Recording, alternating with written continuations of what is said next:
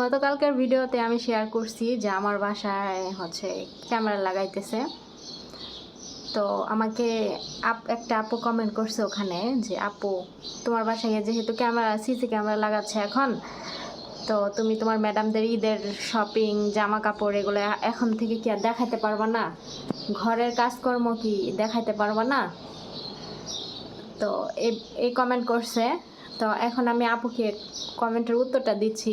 চাইলে রিপ্লাই দিতে পারতাম, কিন্তু এত কথা রিপ্লাই দেওয়া সম্ভব না। আসলে ক্যামেরা লাগাইছি শুধু রান্নাঘরে, ওয়াশিং মেশিনের সামনে, আর মেন গেটের সামনে, আর ঘরের ভিতরে যে লম্বা একটা স্পেস আছে হাঁটাচলা করে ওই সোজাসুজি একটা, আর ড্রয়িং রুমে ওইখানে মূলত ফয়সাল যেখানে যেখানে বেশি থাকে ওইখানে লাগানো হয়েছে। আর হচ্ছে কি বলে, বেডরুমে তো কখনো ক্যামেরা লাগায় না, এটা তো ক্যামেরা বেডরুমে কি লাগায় নাকি? যাই হোক, বেডরুমে ক্যামেরা দেয় নাই। তো আমি ঘরের কাজকর্ম শেয়ার করতে পারবো ইনশাল্লাহ। তো এখন আমি ভিতরে ঘরের কাজকর্ম শেয়ার করি না, কেননা আমার ম্যাডাম বাসায় বাচ্চা নিয়ে। তো আমি তাড়াতাড়ি করে কাজকর্ম শেষ করে বসে থাকি, আবার সে ঘুম থেকে উঠে তার বাচ্চা দিয়ে গোসল করে খাওয়া দাওয়া করে। তো এই জন্য আমি তাড়াহুড়া করে কাজ করি, ওইভাবে আমি ভিতরের কাজগুলো শেয়ার করতে পারি না। তো কিছু দিনের মধ্যে হয়তো বা আমার ম্যাডাম ডিউটিতে চলে যাবে, তো গেলে আমি টুকটাক করে আমার সব কাজকর্ম ইনশাল্লাহ শেয়ার করার চেষ্টা করব আপনাদের সাথে। আর ক্যামেরা লাগাইছে এটা আমার কোনো সমস্যা না, কারণ আমার ম্যাডাম জানে যে আমি ভিডিও বানাই, তো এটা কোনো সমস্যা না। ঠিক আছে, আমি বেডরুম গুছাইতে গেলে কাজ করতে গেলে আমি ভিডিও করতে পারবো। তা আমিও যেহেতু এখন আমি একটু সিসি ক্যামেরা আয়াত্তে আছি, তো সেহেতু আমি ভিডিও করলেও আমার ওরকম খেয়াল রেখে করতে হবে। তো এটাই। আর সবাই অপেক্ষায় থাকেন, আমি তো ইনশাল্লাহ সামনে মাসের লাস্টের দিকে দেশে আসতেছি। তো আমার ফ্যামিলি ব্লগ আপনাদেরকে শেয়ার করব, দিনে 2টা করে ব্লগ শেয়ার করব। কিন্তু হ্যাঁ, এর আগেও বলেছি, অনেকেই ওখানে সহমত পোষণ করছে যে হ্যাঁ আপু দিনে 2টা করে ব্লগ দিও, কারণ আমাদের বাংলাদেশের ব্লগ দেখতে অনেক ভালো লাগে। ইন্ডিয়ার আপুরা যে আছে আমার ভিডিও, ইন্ডিয়ার অনেক আপুরা আমার ভিডিও দেখে, আর বাংলাদেশি আপুরা আমার দেশের আপুরা তো অবশ্যই দেখে। তো ইন্ডিয়ার আপুরা বলছে যে আপু তোমার বাংলাদেশের অনেকের ব্লগ আমি দেখি, আমার কাছে ভালো লাগে, তুমি বাংলাদেশে গিয়া সুন্দর সুন্দর ব্লগ আপলোড করো দিনে 2টা করে। তো আমি ইনশাল্লাহ যতদিনই থাকি দেশে 2টা করে ব্লগ আপলোড করব। কোথায় কি করি না করি একটু মিস দিব না, আপনাদের সাথে সব কিছু শেয়ার করবো ইনশাল্লাহ। আর অনেকে আপুরা আমাকে কমেন্ট করেন যে ওই ঝর্ণা আপুকে নিয়ে আরও ভিডিও বানাইতে, আরও কিছু বলতে। ওনাকে নিয়ে আমি আপাতত আর কোনো কথা বলবো না, আপাতত ভিডিও বানাবো না। ওনার এখন সুখের সময়, যখন দুঃখের সময় এসে কান্নাকাটি করবে তখন যদি দেখি চোখের সামনে 2-1 কথা না বললেই নয়, তখন বলার চেষ্টা করবে ইনশাল্লাহ। আপাতত আর ভিডিও বানাবো না ওনাকে নিয়ে। তো আশা করি বুঝতে পেরেছেন।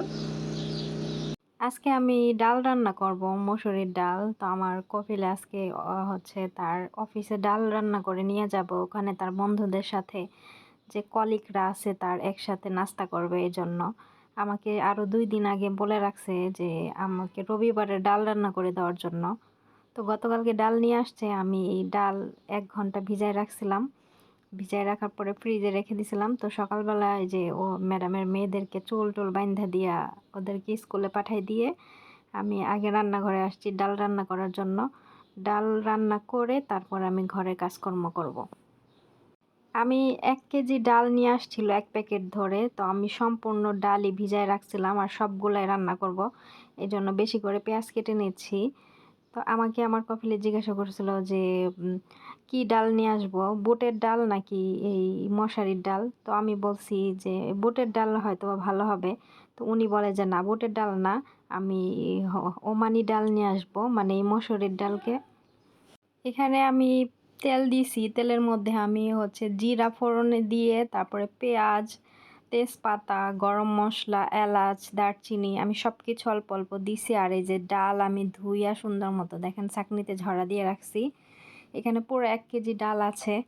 তো আমি আমার মতো করে রান্না করতেছি, তবে ভালো করে রান্নার চেষ্টা করতেছি। আমার কফিলে বলছে যে ভালো করে রান্না করবি, কারণ আমার বাসার রান্না অনেক পছন্দ করে। এর আগে আমি কয়েকদিন তার অফিসে ডাল রান্না করে দিছি, সবাই খেয়ে অনেক প্রশংসা করছে, আর এই জন্য আজকেও আবার বলছে ডাল রান্না করার জন্য।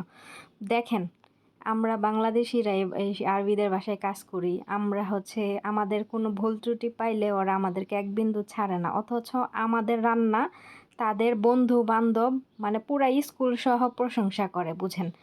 আমার কফিলের যে কলিগরা আছে যে একসাথে ডিউটি করে, তাদেরকে উনি মাঝে মাঝে কলিজা ভুনা করে, খাসির কলিজা ভুনা করে, তারপর ডাল রান্না করে, আবার অনেক কিছু তাদেরকে আমি বাসায় অনেক সময় দুপুরে রান্না বান্না করি, তখন ওনারা কি করে ওনাদেরকে নিয়ে আমার কফিলে নিয়ে খায়।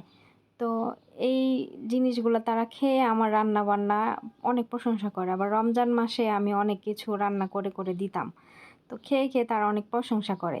দেখেন, তারপরে আবার আমার ম্যাডামের স্কুলে যে আমি চা বানাই দিই, তো পুরা স্কুলের সবাই জানে যে আমার শান্তি নাই, দুনিয়াতেও শান্তি নাই, আখিরাতেও শান্তি নাই। তো ভিডিওটা এডিটিং করার সময় আমার ম্যাডাম আমাকে 2বার করে ডাক দিছে। একবার ডাক দিছে তো স্কুলের জন্য চা বানাই দিছি, তো তার স্কুল থেকে ভয়েস আসছে যে চা এখনও স্কুলে পৌঁছায় নাই।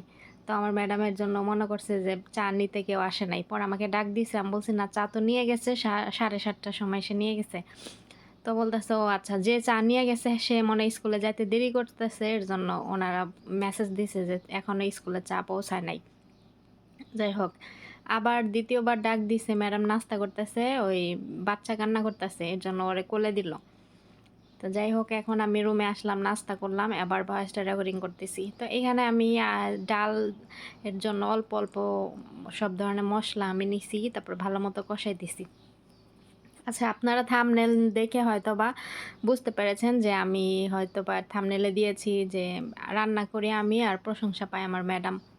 তো এই কথাটা কেন বললাম, কারণ আমি যে ডাল রান্না করে দিছি আমার কফিলের স্কুল অফিসে, তো ওইখানে সবাই ডাল খেয়ে বলছে কি, যারা পুরাতন লোক তারা জানে যে ডাল আমি রান্না করি, মানে আমার কফিলের বাসায় যে কাজ করে সে রান্না করে, তার হাতে রান্না ভালো।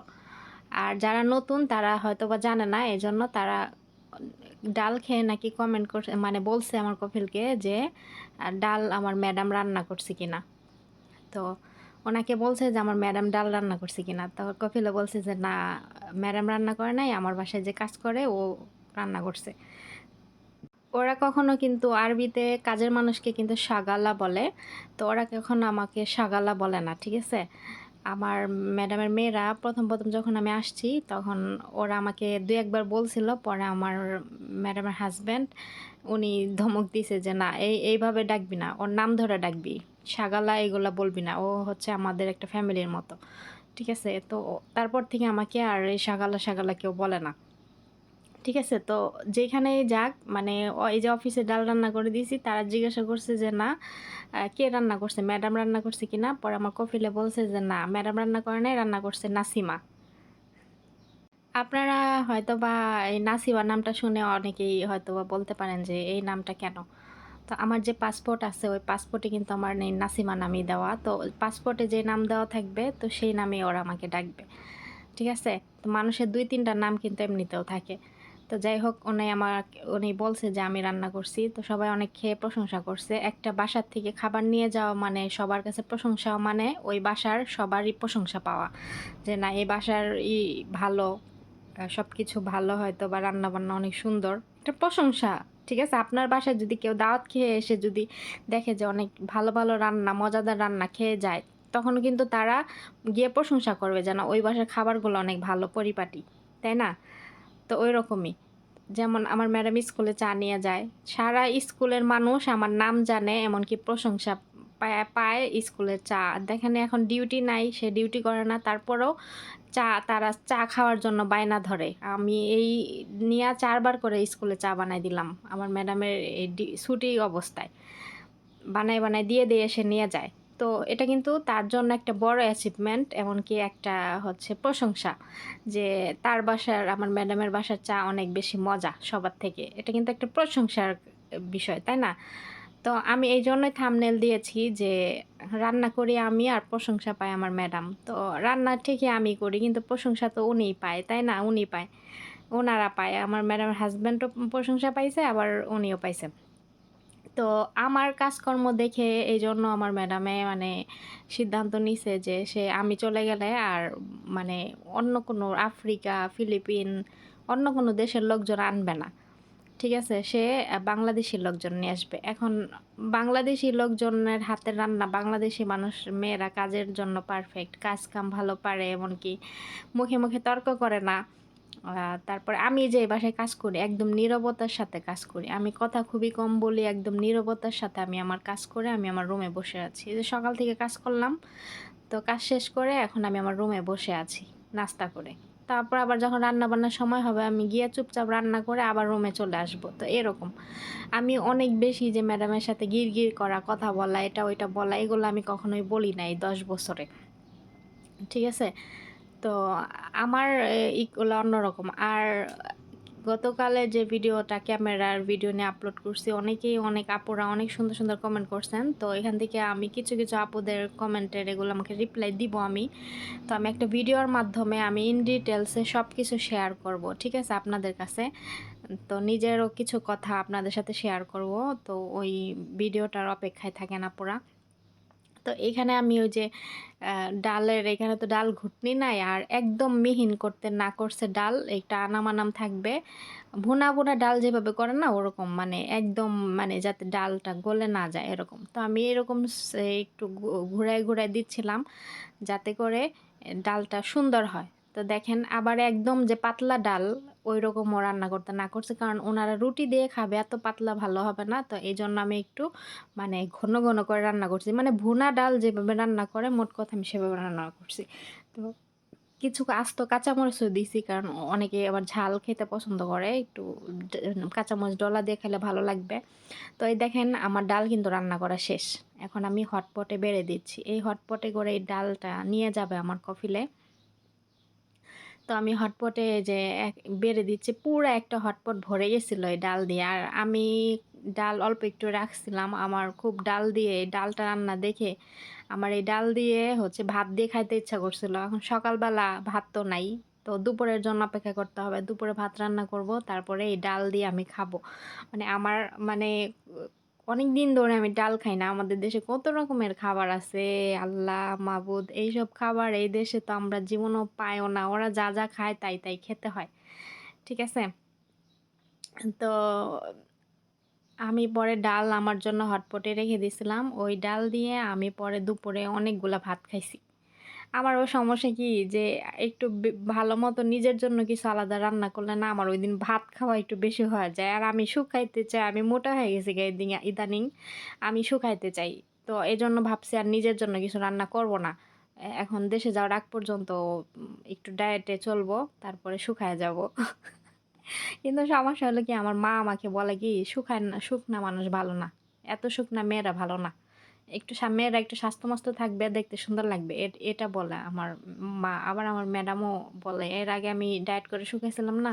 তখন আমার ম্যাডামও বলছে যে, "এত শুকনা ভালো লাগে না। আগেই সুন্দর ছিলাম।" এটা আমাকে বলছে। পরে আমি আবার ডায়েট করা বাদ দিয়ে দিছি। যাই হোক, এখানে আমি অল্প একটু পরিমাণে আদা, রসুন আর পেঁয়াজ আমি একদম করে নিছি, ছেঁচে নিছি। ছেঁচে নিয়ে তারপরে এই যে তেলের মধ্যে আমি বাগার দিব। আমাদের দেশে যে ডাল বাগার দেয় না ওইরকম। আমি তেলে ফোড়ন দিচ্ছি। সুন্দর মতো এটা আমি ভেজে নিব, একদম ব্রাউন কালার করে নিব। তারপরে ওই ডালের উপর দিয়ে আমি ছড়ায় দিব। এতে করে ফ্লেভারটাও সুন্দর আসবে আর দেখতেও সুন্দর লাগে। আর এইভাবে আদাটা ছেঁচে দিলে না ডালের মধ্যে খেতে অনেক ভালো লাগে। আপনারা দেখতে পারতেছেন ডালের কালারটা কত সুন্দর হয়েছে, মাশাআল্লাহ। কত সুন্দর হয়েছে ডালের কালারটা, যেমন দেখতে হয়েছে এমন কিন্তু খাইতে হয়েছে। আমি কিন্তু এই যে ডাল আমার বাসায় রান্না করা হয় না, তো আজকে রান্না করলাম, তো ভাবলাম যে আপনাদের সাথে ফুল রেসিপিটা শেয়ার করি। তো আমি যেদিন ডাল রান্না করতেছিলাম ওই দিন কিন্তু ক্যামেরা আমার মাথার উপরে ছিল। যাই হোক, সমস্যা না, আমার ম্যাডাম জানে যে আমি ভিডিও বানাই, এগুলো নিয়ে কোনো সমস্যা নেই। ঠিক আছে? তো এই যে আমি ডাল ইয়ার মধ্যে ফোড়নের মধ্যে কি ফোড়নের মধ্যে ডালের মধ্যে কি বলতেছি না বলতেছি আমি নিজেও জানি না। যাই হোক, আমি এই যে পেঁয়াজগুলা উপরে, পেঁয়াজ এগুলা বেরেস্তাটা উপরে সুন্দর মতো দেখেন দিয়ে দিলাম। এখন আমি এখানে একটা অ্যালুমিনিয়াম দিয়া কাভার করব, কাভার করে ঢাকনা দিয়ে ঢেকে দিব। ডিরেক্টলি ঢাকনা দিলে না ওই যে মানে ঢাকনা ঘাইমা পানির চুয়ায় পড়বে ইসের মধ্যে, এর জন্য একটা অ্যালুমিনিয়াম দিলাম যাতে করে ডালটা কাভার থাকে আর থাকে। আল্লাহ হাফেজ।